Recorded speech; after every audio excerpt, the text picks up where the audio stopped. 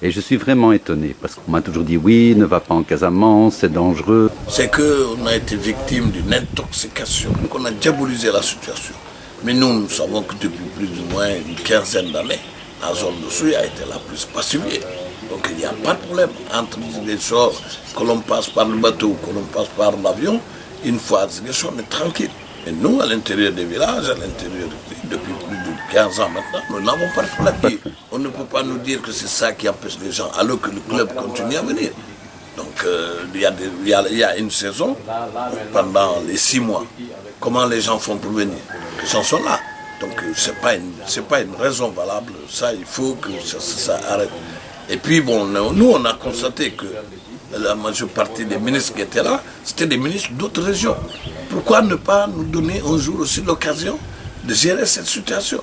Parce que si maintenant celui qui doit être ministre du Tourisme doit faire tout pour développer sa zone, qui ont plus ou moins sacrifié cette région au profit de l'État, nous le savons.